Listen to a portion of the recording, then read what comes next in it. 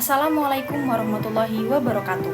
Perkenalkan, nama saya Shandy Arsita Putri dengan NIM 242210101038 dari Fakultas Farmasi Universitas Jember. Di sini saya akan menjelaskan tentang kopi kayu mas khas daerah Situbondo. Yang pertama, saya akan menjelaskan sejarah adanya kopi kayu mas di daerah Situbondo ini.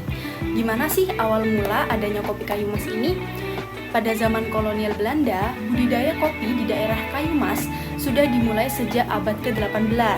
Jadi saat VOC memperluas perkebunan kopi di daerah Jawa Timur, Kayumas merupakan salah satu wilayah yang dipilih karena letaknya strategis di lereng Gunung Ijen dengan ketinggian yang ideal untuk menanam tanaman kopi. Lalu, pada era perkebunan PTPN 12, setelah kemerdekaan, perkebunan kopi di daerah ini dikelola oleh pemerintah dan masuk ke dalam pengelolaan PT Perkebunan Nusantara 12 atau biasa kita kenal dengan PTPN 12. Kopi yang ditanam di wilayah ini didominasi oleh jenis Arabica dengan kualitas yang tinggi karena kondisi tanah vulkanik dan iklim mikro yang mendukung. Kopi memang biasa kita temukan di berbagai belahan dunia. Tapi apa sih yang membedakan kopi kayu mas ini dengan kopi-kopi lainnya? Jadi, kopi kayu mas ini merupakan kopi Arabica yang dikenal memiliki cita rasa kompleks dengan aroma floral dan rasa asam yang seimbang, serta bodi kopinya cukup kuat. Tapi kalian tahu nggak pada saat apa sih kopi kayu mas ini disajikan? Di beberapa desa di Situbondo, terutama yang dekat dengan area perkebunan, khususnya dari daerah Kayumas sendiri, kopi kayu mas sering disajikan pada upacara adat desa atau syukuran hasil panen, bisa digunakan sebagai sesajen, lalu pada tahlilan, selamatan, atau acara keagamaan Islam lainnya. Biasanya, kopi disuguhkan sebagai bagian dari jamuan untuk para tamu. Lalu, pada perayaan hari besar Islam seperti Idul Fitri dan Idul Adha, sebagai minuman saat silaturahmi. Kalian pengen tahu nggak sih filosofi dari adanya kopi kayu mas ini?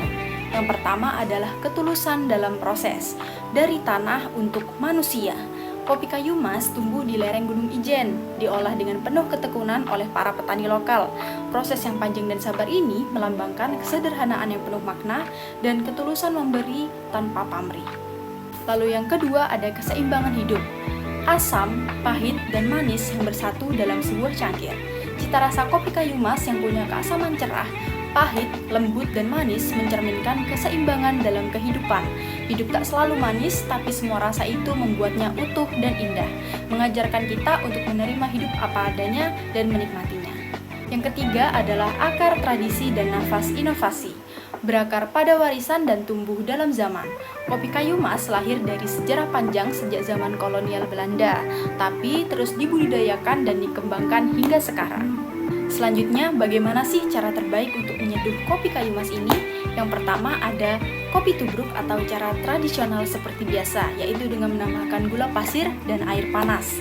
Lalu, yang kedua ada cara V60 manual brew. Rasanya lebih kompleks dan bersih dari ampas karena disaring menggunakan kertas saring.